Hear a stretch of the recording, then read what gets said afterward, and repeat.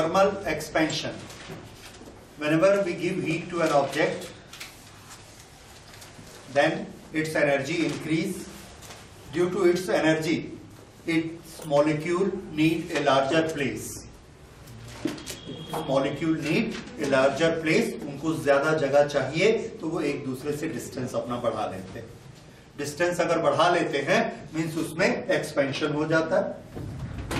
जैसे दो छोटे बच्चों को हमने एक कमरे में रखा, उनकी कुछ एक्टिविटीज होती हैं और वो एक्टिविटीज उस कमरे में पूरी हो जाती हैं दोनों की. बाद में जब दोनों बड़े हो जाते हैं, दोनों को अपना अपना कंप्यूटर रखना है, दोनों को अपनी अपनी बुक्स रखनी है, दोनों के अपने अपने सेपरेट बेड बड़े हो जाते हैं, उनका एक्टिविटी बढ़ गया, उनको मूव करने के लिए ज्यादा जगह चाहिए तो उस एक रूम में उनका काम नहीं होता and they extend to 2 rooms. Activity बढ़ने से. काइनेटिक थ्योरी में हम यही पढ़ेंगे.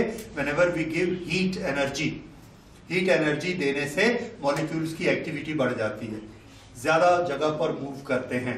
तो अगर वो ऐसा मूव कर रहा था तो दूसरा भी ऐसा मूव कर रहा था. अगर इसको मूवमेंट इसका ऐसा बढ़ गया, इसने भी ऐसा चलना है, तो दोनों को अपना डिस्टेंस ऐसा बढ़ाना पड़ता है. अब ये ऐसा चल सकता है, ये ऐसा चल सकता है.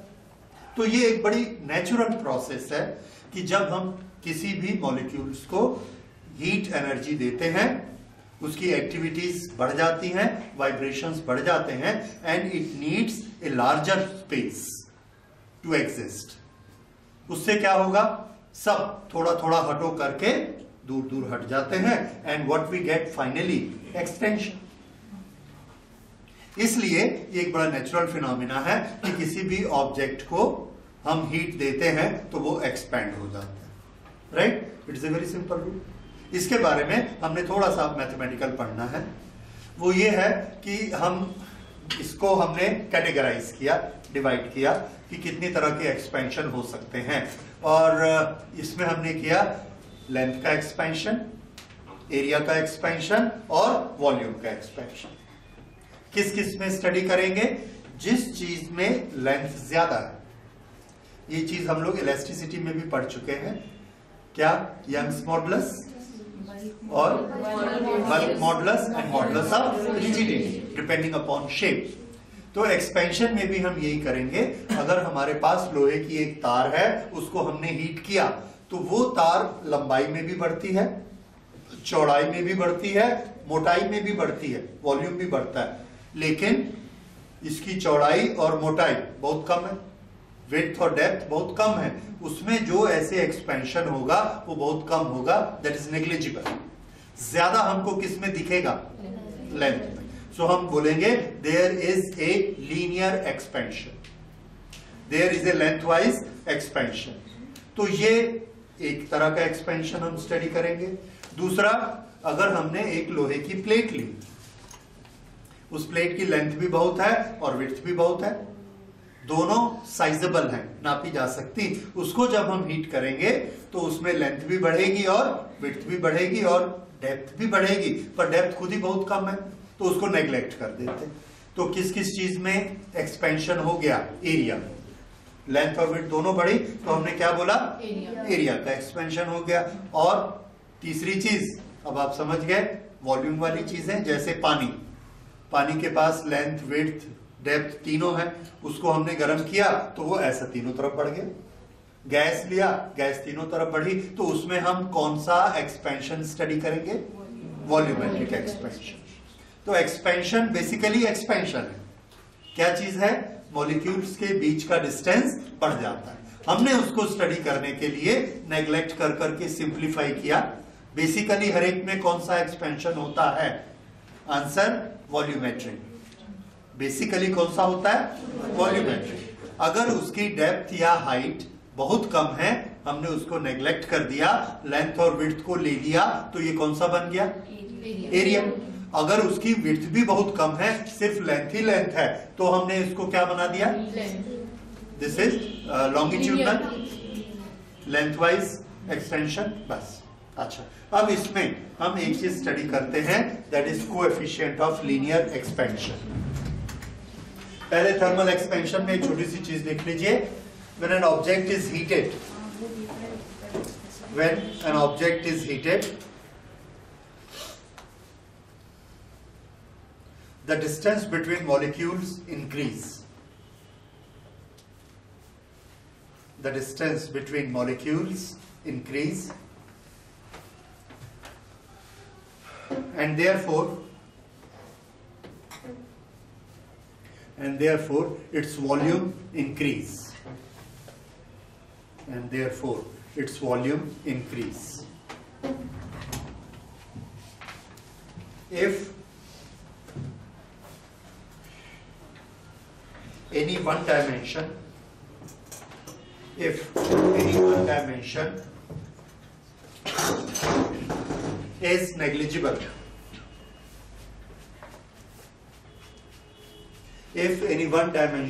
negligible, then we say that area has increased.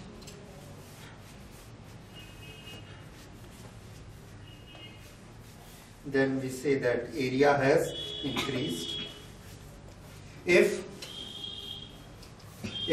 depth and width both are negligible,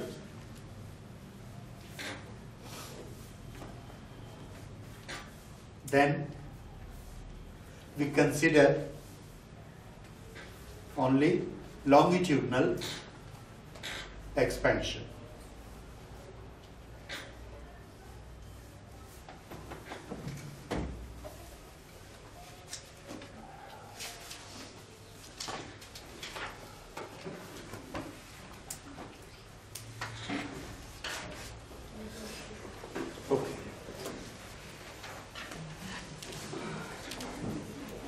So, first we will study linear expansion.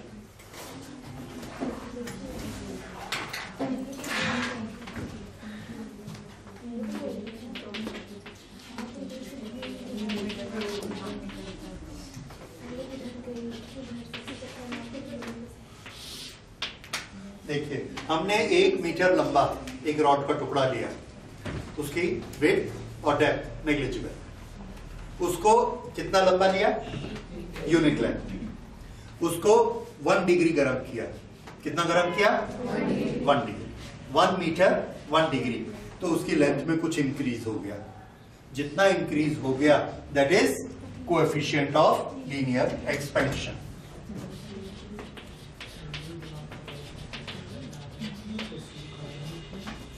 Coefficient of linear expansion. तो कोएफिशिएंट ऑफ लीनियर एक्सपेंशन के लिए हमने लेंथ कितनी ली है, 1 मीटर, और गर्म कितना किया, 1 डिग्री.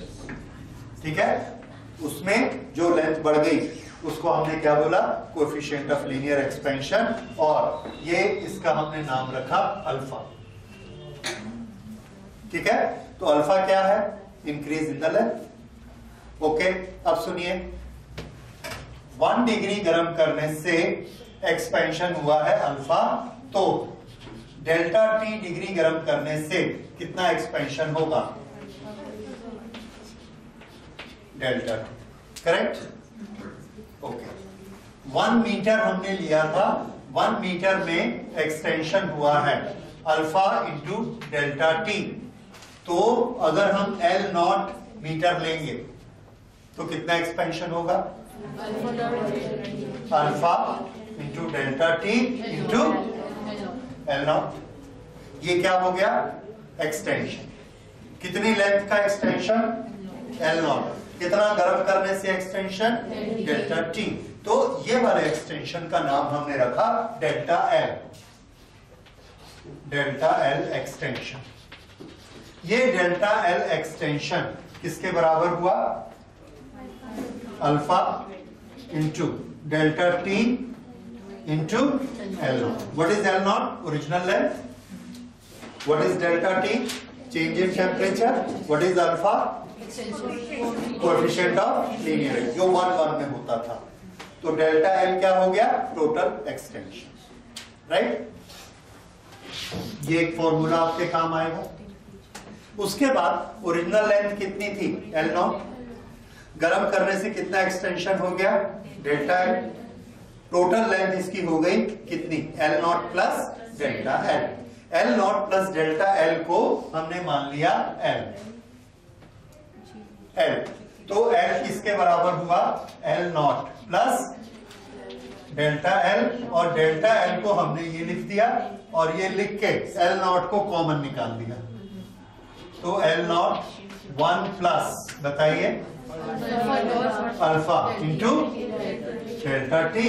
ये किसका फॉर्मूला आ गया, नई लेंथ, गरम करने के बाद वाली लेंथ, गरम करने से पहले की लेंथ, राइट। ये तो आपको ये फॉर्मूला भी काम आएगा, ये फॉर्मूला भी काम आएगा। आप चाहें तो अल्फा का अलग से फॉर्मूला बना सकते हैं। यहां पर अल्फा का फॉर्मूला क्या बनेगा, extension in length. Extension in length को हम एल भी लिख सकते हैं, डेल्टा एल भी लिख सकते हैं, और हम चाहे तो एल माइनस एल नॉट भी लिख सकते हैं। This divided by alpha into L not, delta T into L not, delta T. ये किसका फॉर्मूला बन गया, अल्फा का। इतने सारे फॉर्मूले हैं पर मैं इतने सबको याद नहीं रखता, मैं सिर्फ एक ही याद रखता हूं कि अल्फा क्या होता है। कोई भी एक फॉर्मूला याद करिए क्योंकि बाकी सब उसी से ही तो बने हुए हैं, राइट। तो मुझे सिर्फ एक ही चीज याद रहती है कि 1 डिग्री 1 मीटर को गर्म करेंगे तो कितना होगा, अल्फा पड़ेगा, बस। उसके बाद डेल्टा टी किया तो उससे मल्टीप्लाई कर लो, एल लेंथ लिया तो उससे मल्टीप्लाई कर लो, उसके बाद ये सब बनते चले जाते हैं। पर आप चाहें जितनी आपकी कैपेसिटी है उतने फॉर्मूलाज याद कर लीजिए, नहीं तो कोई भी एक याद करेंगे बाकी उससे बनते चले जाएंगे, ठीक है। तो ये हो गया लीनियर एक्सपेंशन के तीनों formulas.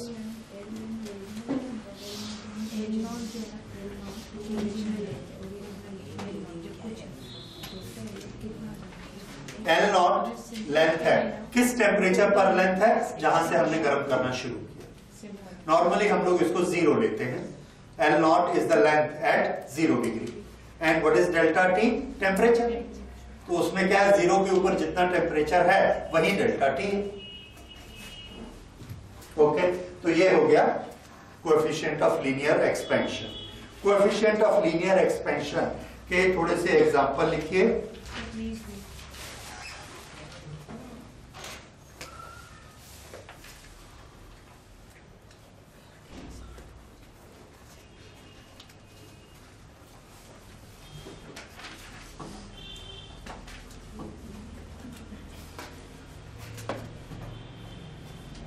Okay, coefficient of linear expansion, थोड़ा मुझे इसका यूनिट निकाल के बताइए। यूनिट क्या होगा,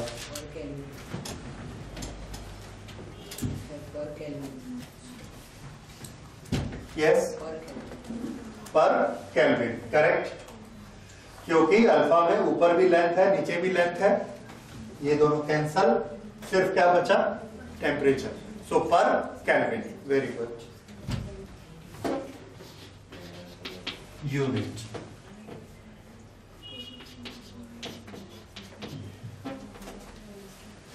पर केल्विन। डायमेंशंस क्या होंगी,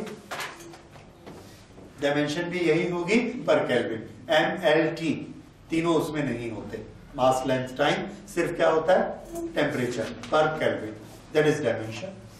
तो यूनिट और डायमेंशन दोनों अल्फा के यही होंगे। हाँ, हम वैल्यूज लिख रहे थे, नोट करिए। For aluminium, alpha is equal to 2.5 into 10 to the power minus 5, 2.5 into 10 to the power minus 5 per Kelvin।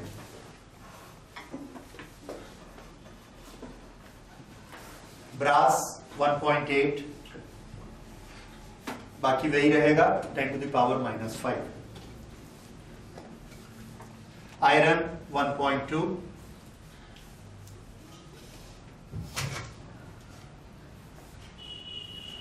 Glass 0.32 etcetera. बाकी आप बुक में से देख सकते हैं, पूरा चार्ट है उसमें। इससे हमको ये आइडिया मिलता है। इसमें आपको याद रखने वाली चीज क्या है, 10⁻⁻⁵, राइट। मतलब 1 मिलीमीटर का भी 100वां हिस्सा, इतना कम एक्सपेंशन होता है 1 मीटर की रॉड में, ठीक है। उस ऑर्डर के एक्सपेंशन है 1 केल्विन गर्म करने से। अच्छा, उसके बाद क्या ये अल्फा की वैल्यू हर टेम्परेचर रेंज में एक समान रहती है? ये थोड़ा सा टिपिकल क्वेश्चन है, एडवांस्ड है, आपको याद रखना है। जब हम एक कॉपर लेते हैं या ब्रास, कोई भी चीज कॉपर लेते हैं, उसको गर्म करते हैं, 0 से 10 डिग्री तक हमने गर्म किया, एक्सपेंशन होगा। कितना डिग्री गर्म किया? 10 डिग्री। फिर हमने क्या किया, उस एक्सपेंशन को नाप लिया, 200 सेल्सियस से 210 तक गर्म किया। अब भी कितना गर्म किया? 10 डिग्री। तो पहले वाला एक्सपेंशन 10 डिग्री का और अभी वाला 10 डिग्री का, क्या दोनों एक समान होते हैं? Answer is no. इसका क्या मतलब हुआ? इसका ये मतलब हुआ कि अलग अलग टेम्परेचर पर अल्फा की वैल्यू अलग अलग हो सकती है। कुछ टेम्परेचर रेंज के लिए लीनियर रहेगी, एक समान बढ़ेगी, और बाकी टेम्परेचर रेंज में जरूरी नहीं है एक जैसी। तो इसके लिए हमने क्या किया, अलग अलग टेम्परेचर पर अलग अलग स्टडी किया और एक छोटा सा ग्राफ बनाया। वो ग्राफ को आप भी नोट कर लीजिए और समझ लीजिए। This graph is for copper और अल्फा की वैल्यू, और उसको हमने अलग अलग टेम्परेचर करके लिया। अल्फा में क्या चीज कॉमन है आपको मालूम है? उसका रेंज क्या होता है? 10⁻⁻⁵, वो तो लगा ही हुआ है। Okay, this is 3, this is 6, और टेम्परेचर का रेंज हमने बनाया 250 एंड 500। अल्फा की वैल्यूज जब हम लेते हैं तो हम क्या देखते हैं कि 0 to 250 तक अल्फा की वैल्यू ऑलमोस्ट एक जैसे रहती है, ऐसे। लेकिन जब 250 से ऊपर गर्म करते हैं तो अल्फा की वैल्यू ज्यादा तेजी से बढ़ती है, और ये तेजी से बढ़ती है करीब करीब 500 तक, ऐसे। 500 के बाद फिर इसकी वैल्यू कम होने लगती, और इसकी वैल्यू कम होकर ये फिर धीरे धीरे बढ़ती है।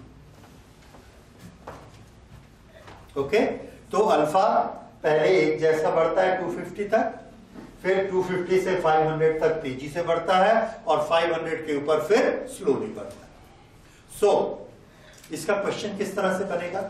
इसका क्वेश्चन इस तरह से बनेगा, is the value of alpha constant over complete range of temperature? Answer is no. For a certain range of temperature 0 to 250 it is constant, but its value will change after 250 up to 400 it will again remain another value constant, but after 400 again it will decrease। समझ आ रहा है? तो इस तरह से alpha की value हर जगह पर अलग अलग है, हर टेम्परेचर के लिए।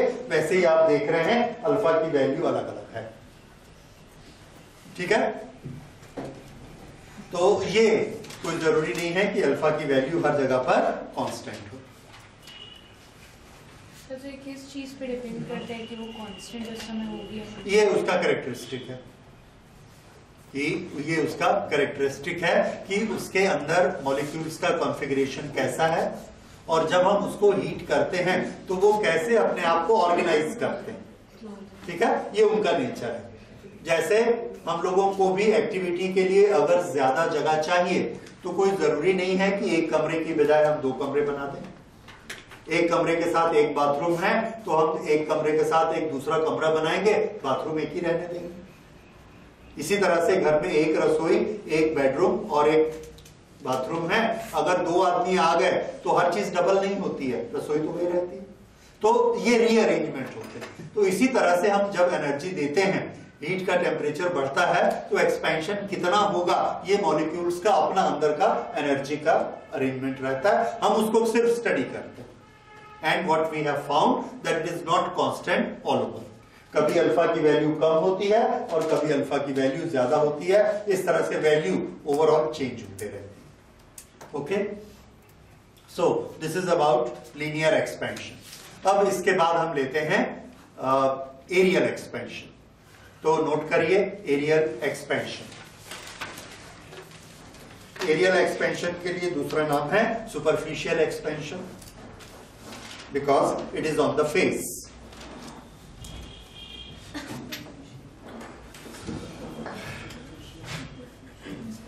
फिर से वही टेक्निक लेते हैं जो पहले ली थी, क्योंकि वो बहुत आसान है। एक एरिया लेते हैं, सरफेस एरिया कितना बड़ा लेंगे, यूनिट 1 मीटर बाय 1 मीटर। उसको हीट करेंगे, कितना हीट करेंगे, 1 डिग्री। उसका एरिया जितना बढ़ जाएगा उसको क्या बोलेंगे, कोएफिशिएंट ऑफ एरियल एक्सपेंशन। बस हो गया, समझ आया। तो लीनियर के लिए कितना लिया था, 1 मीटर लेंथ। एरिया के लिए क्या लेंगे, 1 मीटर, और वॉल्यूम के लिए 1 क्यूबिक मीटर। हर एक को कितना गर्म करना, 1 डिग्री। जितना वो एक्सपेंड होगा that is it's coefficient. Okay, तो कोएफिशिएंट ऑफ सुपरफिशियल एक्सपेंशन या कोएफिशिएंट ऑफ एरियल एक्सपेंशन लिखिए। It is expansion in area, it is expansion in area of a material, expansion in area of a material when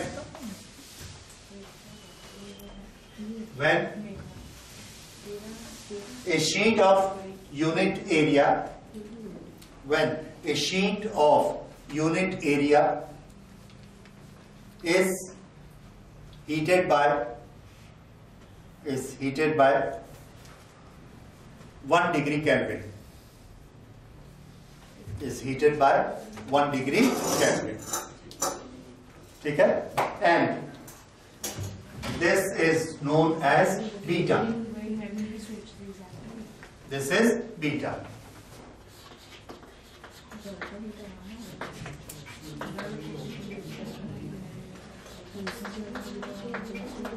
coefficient of areal expansion beta. Okay, तो beta के सारे फॉर्मूले आप इससे derive कर लीजिए। क्या होगा, बीटा इज इक्वल टू, देखिए beta is equal to expansion in the area divided by original area multiplied by rise in temperature. हो गया। इसी तरह से नया area is equal to original area 1 plus beta T. ये वाला बहुत फेमस फॉर्मूला है, तो अगर आपको एक फॉर्मूला याद रखना हो तो इनको याद रखा करें। L is equal to L not 1 plus alpha T, D A is equal to A not 1 plus beta T, और वॉल्यूम का भी बना लेते हैं, V not 1 plus gamma T.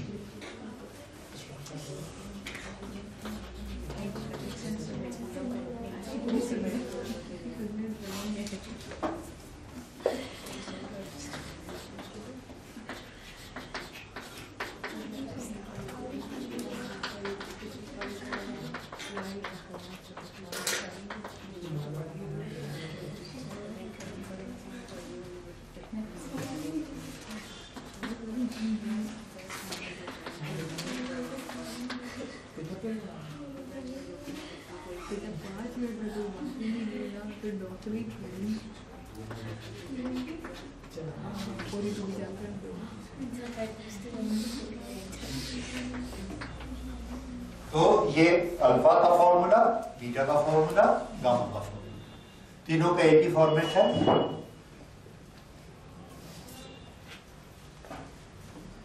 Mostly हमारे अल्फा और गामा ये दो चीजें काम में आती हैं। अल्फा किसके लिए यूज करेंगे, वायर के लिए, रॉड के लिए, जो चीजें लंबी रहती हैं।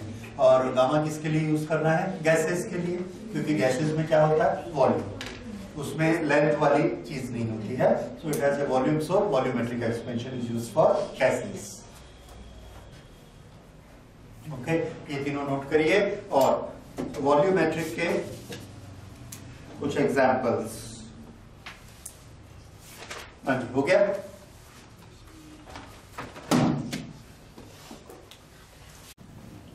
For aluminium, 7 into 10 to the power minus 5. Brass, 6 into 10 to the power minus 5.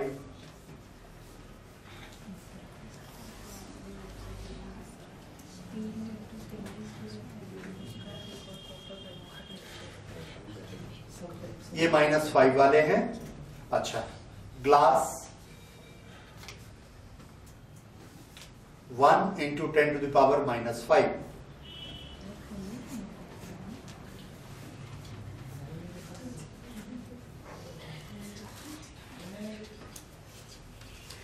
Invar, INVAR,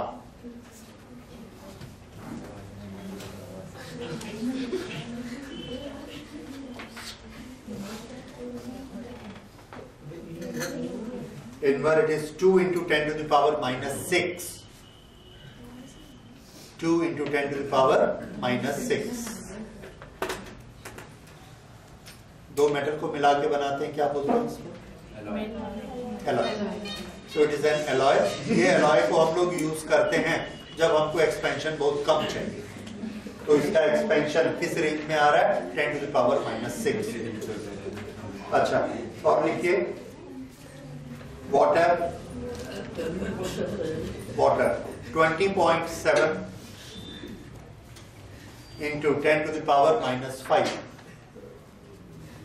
और देखिए इसकी वैल्यू काफी ज्यादा है, मेटल वगैरह के कंपैरिजन में इसकी वैल्यू ज्यादा है। Alcohol 110 into 10 to the power minus 5। ठीक है, इसकी वैल्यू भी बहुत ज्यादा है, यानी थोड़ा सा हीट करेंगे तो अल्कोहल का वॉल्यूम बढ़ेगा। इस प्रॉपर्टी को हम किस में यूज करते हैं? टू मेक थर्मामीटर, कि 1-1 डिग्री बढ़ाएंगे वॉल्यूम इतना बढ़ेगा कि एक हमने पतली सी कैपिलरी बना दी तो उसमें वो बढ़ता चला जाएगा ऊपर की तरफ। तो उसके इस प्रॉपर्टी को किस में यूज किया जाता है? थर्मामीटर बनाने के। ओके, अब एक बड़ी इंपॉर्टेंट चीज नोट करिए। Next, behaviour of water. Behaviour of water with change in temperature. Behavior of water with change in temperature। और इसके लिए हम दो ग्राफ बनाते हैं। वो ग्राफ हमको क्या देते हैं? टेम्परेचर को हम इंक्रीज करते जाएंगे और वॉल्यूम को स्टडी करेंगे, या डेंसिटी को स्टडी करेंगे। मास अपॉन वॉल्यूम क्या होता है? डेंसिटी। तो दोनों एक दूसरे के उल्टे होते हैं। एक कांस्टेंट मास हमने ले लिया, टेम्परेचर इंक्रीज किया, वॉल्यूम बढ़ते जाएगा, डेंसिटी कम होती जाएगी। क्या ये एक जैसा होता है या अलग अलग होता है? इसको आप वाटर के लिए उसके ग्राफ में देखिए। ये वॉल्यूम और एक्स एक्सिस पे टेम्परेचर। इसको जब आप बनाएंगे तो सबसे कम वॉल्यूम किस टेम्परेचर पर मिलता है? 4 पे। अगर पानी को और ठंडा करेंगे तो इसका वॉल्यूम ऐसा बढ़ते चला जाता है, ऐसा बढ़ते बढ़ते, और 0 डिग्री बर्फ बनने के जस्ट पहले उसका वॉल्यूम कितना होता है? 1.0001। ठीक है ये। और अगर हम इसको हीट करना शुरू करेंगे तो फिर इसमें एक्सपेंशन होना शुरू होगा, और ऐसे हीट होते होते टेम्परेचर के साथ ये एक्सपेंड होता जाएगा। तो सबसे कम वॉल्यूम किस टेम्परेचर पर होता है? That is 4 degree Celsius. ठीक है, अगर वॉल्यूम सबसे कम इस पर होता है तो डेंसिटी इस पे सबसे ज्यादा होगी, क्योंकि mass upon volume is density. तो डेंसिटी का जब हम ग्राफ बनाते हैं तो इसमें आप देखेंगे कि ये 4 और ये 5। 4 पर डेंसिटी कैसी है? मैक्सिमम, दैट इज 1000 kg पर मीटर क्यूब। अगर हम इसको ठंडा करेंगे तो डेंसिटी कम होती जाएगी, और अगर इसको हीट करेंगे तो भी डेंसिटी कम होती जाएगी। तो मैक्सिमम डेंसिटी कब होती है? 4 पे, राइट। तो वॉल्यूम और डेंसिटी एक दूसरे के ऊपर होते हैं। इसी ग्राफ से ये ग्राफ भी बना है। तो it is one and the same thing. इसका इम्प्लीकेशन बहुत इंपॉर्टेंट है। इस तरह से इंपॉर्टेंट है कि इस पर हमारी एक्वेटिक लाइफ डिपेंड करती है, समुद्र के जानवरों की लाइफ। जब टेम्परेचर डाउन होता है, नेचर का कम होता है, तो वाटर का टेम्परेचर कम होगा। टेम्परेचर कम होने से उसकी डेंसिटी का क्या होगा? डेंसिटी इंक्रीज होते जाएगी। अगर हमने दो तरह का पानी मिक्स किया आपस में, एक की डेंसिटी ज्यादा है, एक की डेंसिटी कम है, तो नीचे कौन सा पानी रहेगा? नीचे और ऊपर। नीचे वाले की डेंसिटी कैसी होगी? कम की ज्यादा? जो भारी होगा। तो ज्यादा डेंस पानी नीचे चला जाता है। अब जब पानी ठंडा होते जाता है 30 डिग्री से 20, 20 से 10, 10 से 8, 7, 6, तो उसकी डेंसिटी क्या होती जा रही है? डेंसिटी बढ़ते जा रही है। अगर डेंसिटी बढ़ते जाती है तो वो पानी कहाँ जाएगा? नीचे जाएगा, और गर्म पानी कहाँ रहेगा? ऊपर। ऐसा होते होते होते नीचे जो पानी पहुंचता है उसका टेम्परेचर कितना आ गया? 4। पूरा पानी 4 हो गया मान लो, और ऊपर से ठंड पड़ी। ठंड पड़ने से उस पानी का टेम्परेचर 4 से भी कम होकर हो गया 2। ऊपर जहां ठंडी हवा टच होती है समुद्र में, उसका टेम्परेचर हो गया 2। अगर 2 टेम्परेचर हो गया तो उसकी डेंसिटी कम हुई कि बढ़ गई? अब हम क्या देखते हैं? 2 होने से डेंसिटी कम हो गई, और 2 होने से वॉल्यूम बढ़ गया। तो पानी हल्का हो गया कि भारी? हल्का। डेंसिटी कम मतलब हल्का। तो वो पानी ऊपर रहेगा कि नीचे? ऊपर। तो 2 डिग्री जब ठंडा हो गया तो पानी कहाँ रहेगा? ऊपर। फिर से थोड़ा इस बात को समझने की कोशिश करिए। जब पानी 10 डिग्री था, 10 से ऊपर ठंडी हवा पड़ी और वो 4 हो गया, तो पानी कहाँ जाएगा? नीचे कि ऊपर? क्यों? क्योंकि 4 डिग्री वाला भारी होता है। नीचे चला गया। ओके, ऐसा नीचे गया, नीचे का पानी ऊपर आया, उसको भी हवा लगी, वो भी ठंडा हो गया। ऐसा होते होते पूरा पानी 4 डिग्री हो गया। अभी भी ठंडी हवा चल रही है, -20, -30 साइबेरिया में ऐसा होता है। तो उसके कारण ऊपर का पानी और ठंडा हुआ। अब वो हो गया 2 डिग्री। तो 2 डिग्री वाला पानी कैसा होता है? हल्का। तो वो कहाँ रहेगा? ऊपर। तो नीचे कौन है? 4 डिग्री। अब वो 2 वाला नीचे नहीं गया, नीचे कौन है? 4 वाला। अब और हवा चली, 2 डिग्री वाला हो गया 0, 0 वाला और हल्का है, तो ये भी कहाँ रहेगा? ऊपर। नीचे कौन रहेगा? वो भारी था। अब और ऊपर ठंडी हवा चली, वो जो 0 डिग्री वाला था बर्फ बन गया। लेकिन नीचे कौन है? 4। ये जो ऊपर वाले की कूलिंग है, नीचे वाले की 4 जो हीटिंग है, वो ऊपर नहीं आती, because water is a bad conductor, ice is a bad conductor. तो वो सीधा सीधा हीट ऊपर नहीं दे सकता। पानी खुद चल के ऊपर आ सकता है, लेकिन पानी के ऊपर आने की शर्त क्या है? पानी के ऊपर आने की शर्त है कि उसको हल्का होना चाहिए, तब ऊपर आएगा। भारी होगा तो नहीं आएगा, ये हमने नियम पढ़ा होगा। लेकिन 4 डिग्री का पानी सबसे भारी होता है। वो एक बार नीचे जाके बैठ गया तो बैठ गया, फिर वो ऊपर नहीं उठता। उसको ठंडा करोगे तो भी हल्का हो जाएगा, गर्म करोगे तो भी हल्का हो जाएगा। सबसे भारी कब? 4 डिग्री। और वो नीचे बैठ गया। अब उस 4 डिग्री के नीचे हमारे पास कोई सोर्स नहीं है कि हम उसको हीट कर लें। हीट हमेशा नीचे से होता है। उसको हम और ठंडा भी नहीं कर पा रहे, ऊपर से ठंडी हवा देते हैं तो ऊपर का पानी हल्का है, वो पानी नीचे नहीं जाता। इसको कूलिंग देने के लिए वो पानी नीचे नहीं जाता, तो नीचे कौन बना रहता है? 4 डिग्री। और ऊपर का पानी 2 डिग्री, 0 डिग्री, -10, -20, -30 हो जाता है, एकदम सॉलिड। लेकिन नीचे कौन है? 4 डिग्री। किस स्टेट में? वाटर। तो जो हमारे समुद्र के जीव जंतु पानी में जिंदा रहते हैं, एक्वेटिक लाइफ जिनकी होती है, आइस होने से वो मर जाते, गर्म होने से भी मर जाते, वो वहां पर सब जिंदा रहते हैं जब तक सीजन बदलता नहीं है, उसी पानी में रहते हैं और उसका टेम्परेचर नहीं बदलता, 4 डिग्री रहता है। ठीक है।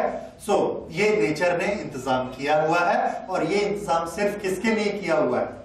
ये अरेंजमेंट ओनली फॉर वाटर, क्योंकि समुद्र में पूरा पानी भरा हुआ है, उसमें लाइफ। तो बाकी और किसी चीज में हमको ये कैरेक्टरिस्टिक नहीं मिलती, सिर्फ वाटर में ये कैरेक्टरिस्टिक मिलती है कि टेम्परेचर कम करेंगे तो एक पर्टिकुलर टेम्परेचर तक डेंसिटी इंक्रीज होगी, उससे और कम करेंगे तो फिर से डेंसिटी डिक्रीज होगी।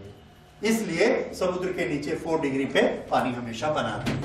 ठीक है, this is special feature of water. Okay जी सर, ये एक बार लिखवा दीजिए। या नोट करिए, special characteristic of water.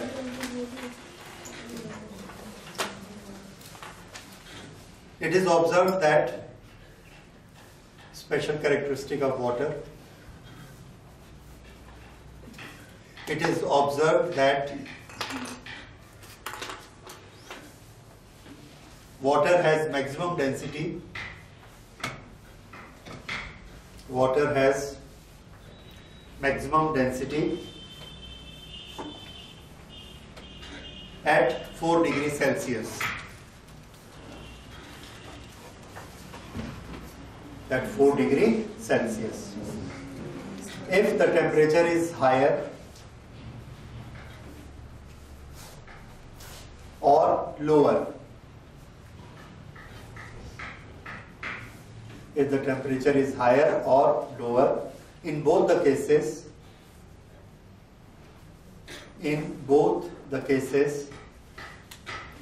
the density become less. The density become less.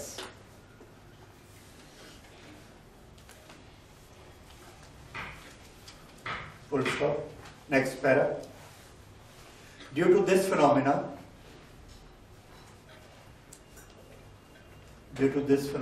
या with this phenomena, nature protect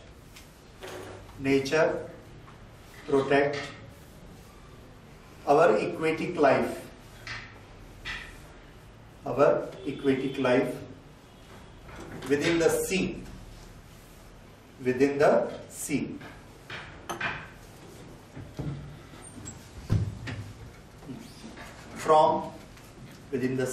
from extreme heat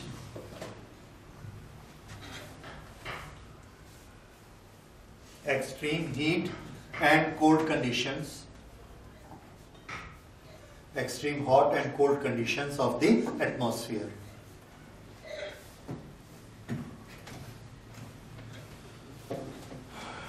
The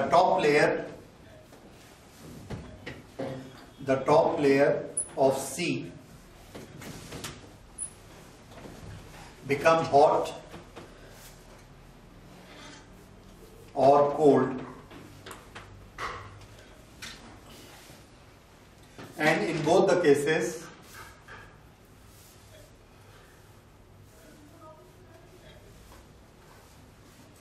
the water is lighter. The water is lighter and remain on the surface of sea.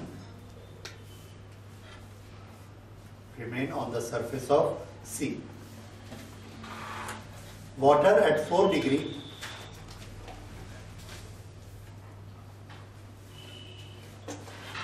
being denser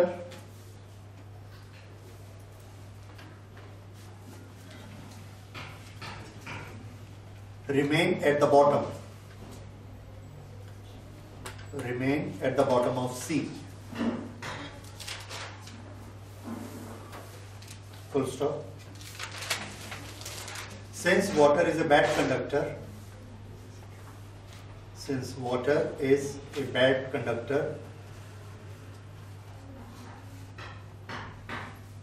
heat does not transfer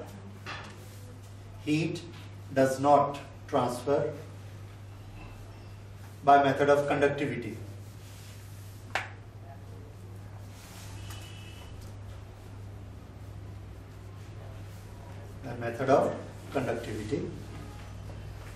Therefore, the water remain therefore water remain at 4 degree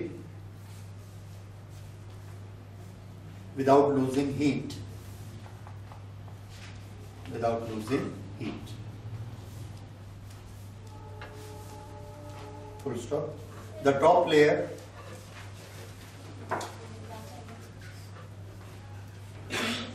layer may even freeze.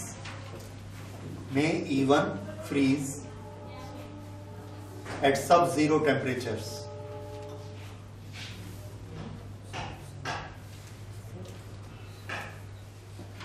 Full stop.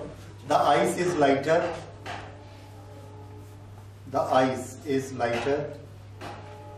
Than water.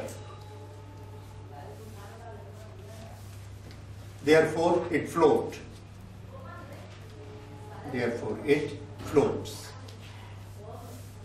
But at the bottom,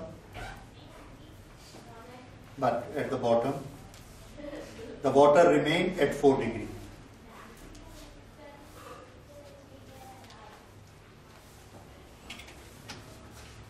And saves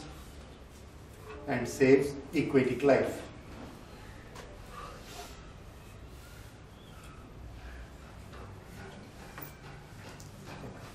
This is special nature of water created by the nature so that life can exist.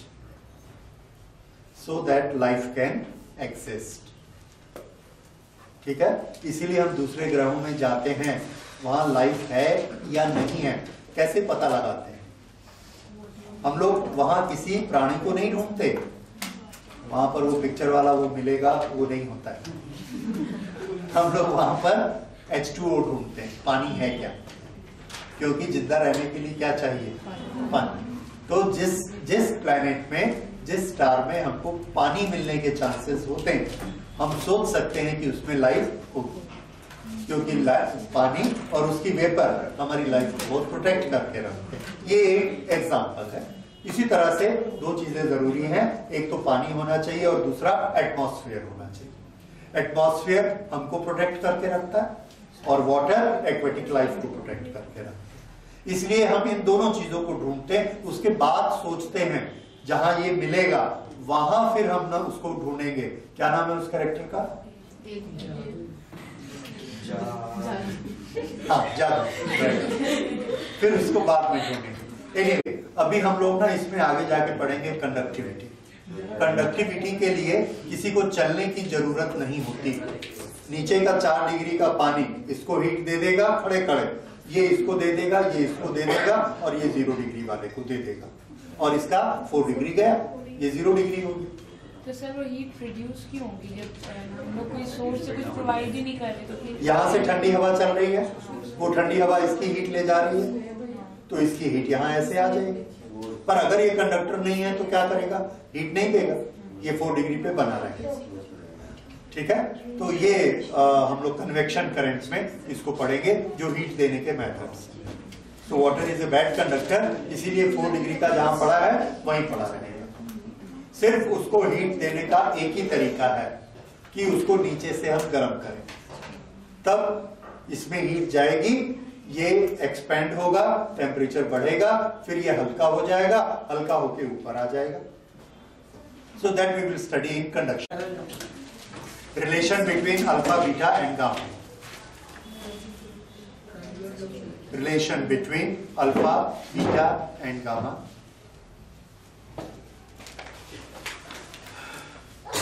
We can prove that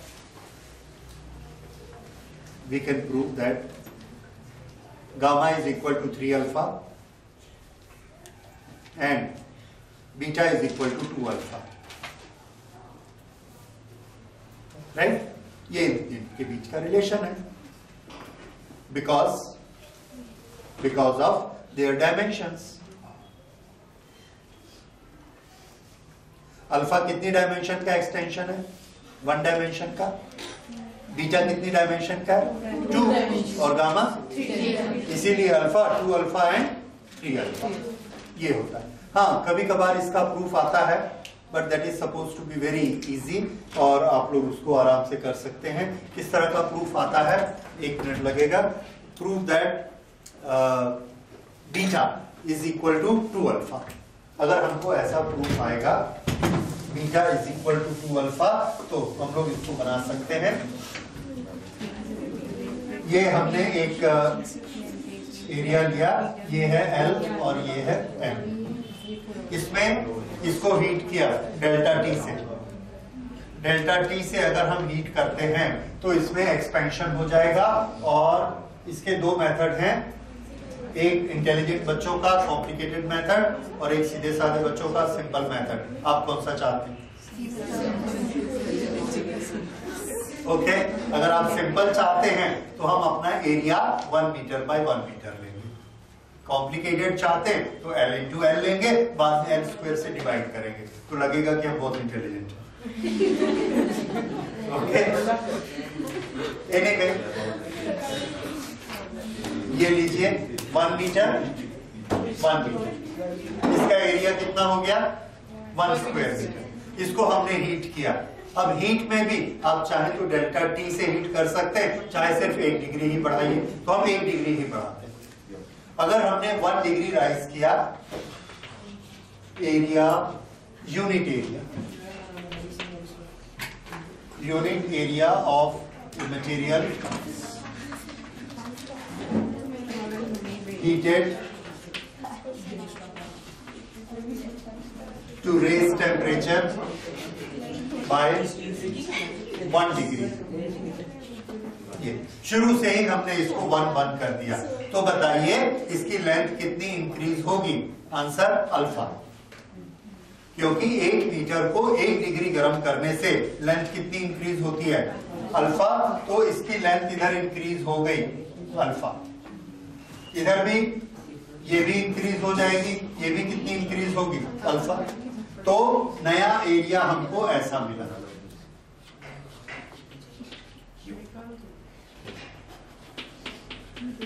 ये नया area मिला।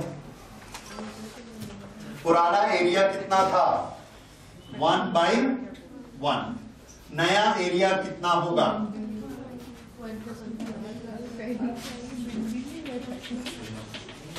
New area is equal to 1 plus alpha square. ठीक है, नया area कितना हो गया? 1 plus alpha square. 1 में अल्फा इंक्रीज हो गया लेंथ में इस तरफ, 1 में अल्फा इंक्रीज हो गया इस तरफ, तो विड्थ भी बढ़ गई।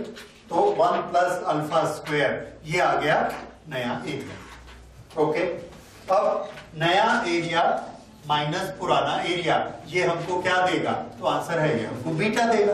क्यों बीटा देगा? हमारी डेफिनेशन क्या कहती है कि 1 मीटर का एरिया लीजिए, 1 डिग्री गर्म कीजिए, जितना एरिया बढ़ेगा उसी को क्या कहते हैं? Beta. So what is beta equal to?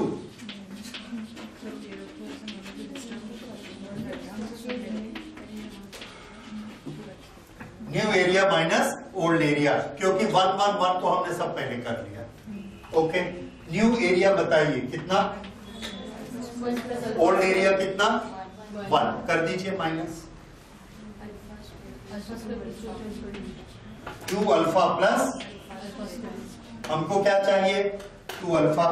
Alpha square का एक रीजन लिख के नेग्लेक्ट कर दो।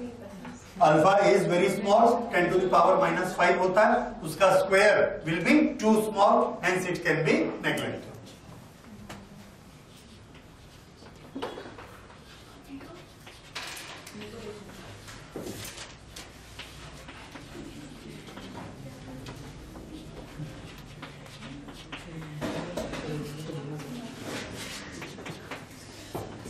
तो बीटा किसके बराबर हुआ?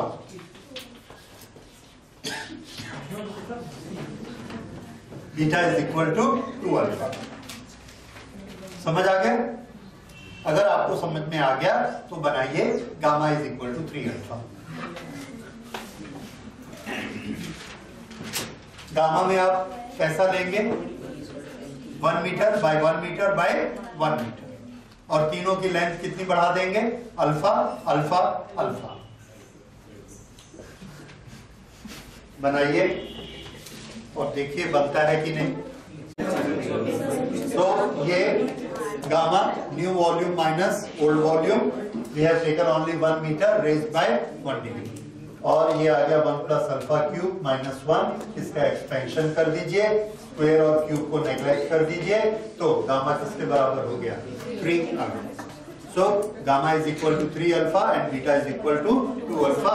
ये कभी कभार आपका 1 मार्क में आता है, 1 मार्क या 2 मार्क में इसको प्रूव करिए। या ये किसमें काम में आता है? एक और चीज में, अगर आपको अल्फा की वैल्यू दी गई है और पूछा जाता है कि गामा की वैल्यू बताइए, तो उस समय आपको गामा की वैल्यू ढूंढने की जरूरत नहीं है, उसको 3 से मल्टीप्लाई करिए, गामा की वैल्यू आ जाएगी, राइट। तो ये अभी जो आपने वैल्यूज लिखी हैं एल्यूमिनियम की वैल्यू को आप देखिए, it is only multiplication bye 3, वैसे ही करके अप्रोक्सीमेटली वैल्यू उससे निकलती है, ठीक है। तो ये आप किसी के लिए भी निकाल सकते हैं। So this is all about expansion we have to study.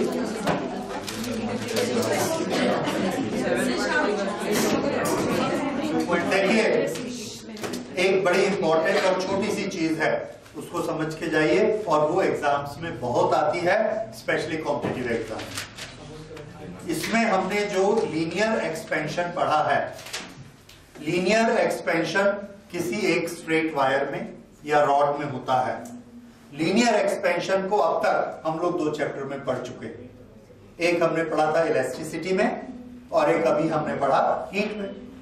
दोनों में डेल्टा एल होता है, और ये डेल्टा एल किस किस के कारण होता है? इलास्टिसिटी में हमने क्या पढ़ा था? हम क्या लगाते हैं? एक्सटर्नल फोर्स, और उसके अंदर क्या पैदा होता है? रिस्टोरिंग फोर्स, और उस समय डेल्टा एल। तो अगर हम डेल्टा एल बढ़ाते हैं तो उसके अंदर क्या पैदा होगा? क्या नहीं बदल रहा है? टेम्परेचर। क्या नहीं बदल रहा है? टेम्परेचर। अगर बिना टेम्परेचर बदले आप डेल्टा एल क्रिएट करते हैं तो उसके अंदर में फोर्स पैदा होगा, याद रहेगा। दूसरा, डेल्टा एल पैदा करने के लिए हमारे पास फोर्स नहीं है, लेकिन हमको डेल्टा एल पैदा करने का एक मेथड मालूम है, ये वाला। हमने एक रॉड लिया, यहां से चालू किया, यहां आके रॉड खत्म हो गया, हम उसको यहां तक पहुंचाना चाहते हैं। 2 तरीके हैं, या तो आप सैमसंग बन के उसको खींचिए, बहुत जोर से यहां पहुंच जाएगा, नट बोल्ट से लगा दीजिए। दूसरा मेथड बोलो, हीट करो। तो हमने उसको हीट कर दिया, हमको कोई ताकत नहीं लगानी पड़ी, हीट किया, उसमें डेल्टा एल इंक्रीज हो गया, हमने यहाँ टाइट कर दिया। और इंजीनियरिंग में हम लोग यही करते हैं। फिर से सुनिए इस बात को, हमने गर्म किया, गर्म करके डेल्टा एल का एक्सटेंशन आ गया, और उसको हमने यहां दोनों तरफ बांध दिया। उसके बाद उसको ठंडा किया वापस टेम्परेचर पे। अब ठंडा करने में उसकी लेंथ कैसी आनी चाहिए? कॉन्ट्रैक्ट होके वापस ओरिजिनल आनी चाहिए, पर हमने तो बांध दिया दोनों तरफ। अब क्या होगा? तो आंसर है ये इलास्टिसिटी वाली पोजीशन में आ गया। इलास्टिसिटी वाली पोजीशन क्या बोलती थी? मैकेनिकल फोर्स लगाइए, डेल्टा एल मिलेगा, टेम्परेचर सेम रूम टेम्परेचर। अभी रूम टेम्परेचर आ चुका है, डेल्टा एल आ चुका है, अब उसके अंदर क्या बन गया होगा? Restoring force. तो हमने डेल्टा एल क्रिएट किससे किया? टेम्परेचर से। फिर टेम्परेचर को हम वापस ले आए, लेकिन डेल्टा एल को रहने दिया, तो अब उसके अंदर क्या पैदा हो गया होगा? Restoring force. और रिस्टोरिंग फोर्स के कारण वो इन दोनों को ऐसा खींचेगा। अब देखिए क्या हुआ कि हम ये एक मशीन का पार्ट लेके आए, बहुत पुराना पार्ट है, इसके अंदर ये फंस गया और हम बहुत जोर लगा रहे हैं, निकल नहीं रहा है। तो हमने यही काम किया, ये एक सॉलिड दीवार है या छत है, उसके साथ हमने ये रॉड लगाया, यहां तक पहुंचा, इसको गर्म किया, गर्म करने से एक्सटेंड हो गया, इसको यहां नट बोल्ट से लगा दिया, उसके बाद इसको ठंडा किया। ठंडा करने से क्या करेगा? कॉन्ट्रैक्ट होगा, ऐसा ऊपर उठेगा, ऊपर उठ के इतना रिस्टोरिंग फोर्स बनाएगा कि इसको ये ऊपर खींच लेगा।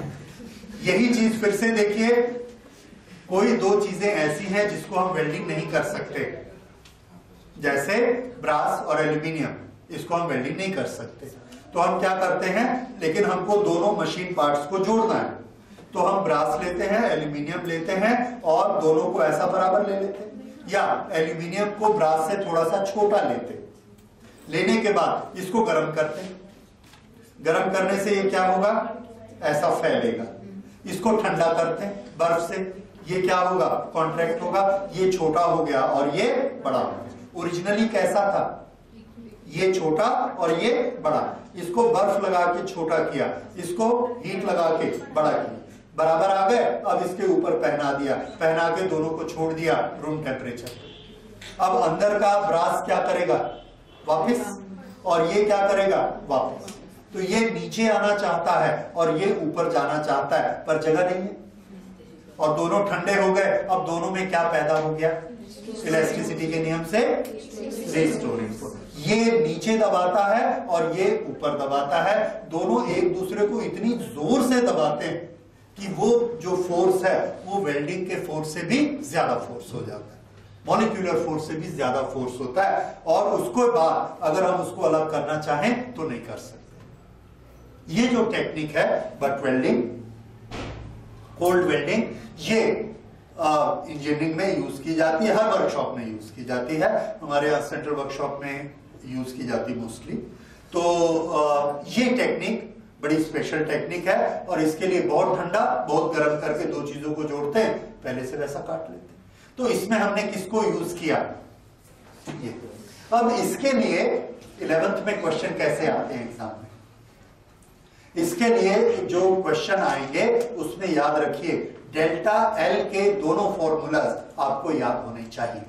इलास्टिसिटी में यंग्स मॉडुलस का फॉर्मूला किसी को याद है, यंग्स मॉडुलस एफ अपॉन ए डेल्टा एल अपॉन एल, ये रहा डेल्टा एल। तो डेल्टा एल किसके बराबर होगा, बोलो, थोड़ा सा इसको सीधा करके बताइए। डेल्टा एल इधर ले आइए, इनको सीधा करिए, क्या हो जाएगा, एफ एल ए वाई, ये डेल्टा एल है। ओके, अब लीनियर एक्सपेंशन में डेल्टा एल बताइए कितना था, alpha delta T into L, यही है, ठीक है। इन दोनों को कर दीजिए बराबर, क्यों, एक बार हमने डेल्टा एल एक्सटेंड किया और फिर टेम्परेचर को वापस कर दिया, तो वो क्या पैदा हो गया, इलास्टिक रिस्टोरिंग फोर्स। ये वाला दोनों केस समझ में आया। किसी भी चीज को हम ऐसा खींचते हैं तो रिस्टोरिंग फोर्स पैदा होता है डेल्टा एल इससे, और ये डेल्टा एल इससे, और दोनों को हमने इक्वल कर दिया, ये आपको नोट करना है, और इस पर न्यूमेरिकल आता है इसलिए इंपॉर्टेंट है।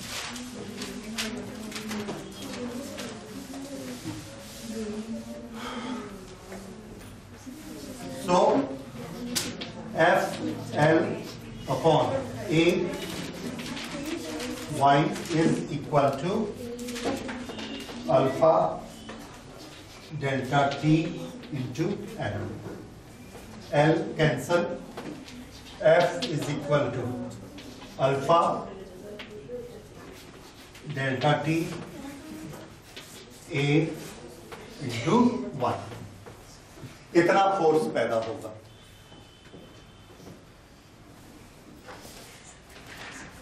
This is the force created.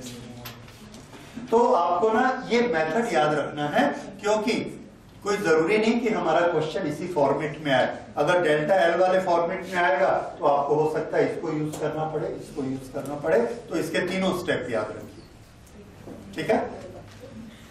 इस तरह से हम किसी को भी फोर्स क्रिएट कर सकते हैं किसी तार में। हमको क्या क्या पता होना चाहिए, अल्फा, यंग्स मॉडुलस, टेम्परेचर, और ये क्या उसका area of cross section. This is the force created. इसके बेसिस पर न्यूमेरिकल आते हैं, कॉम्पिटिटिव में भी आते हैं, और क्लास 11th में भी अच्छा न्यूमेरिकल 3 मार्क्स का इस बेसिस पर आ सकता है, ठीक है। तो इसको तैयार करिए।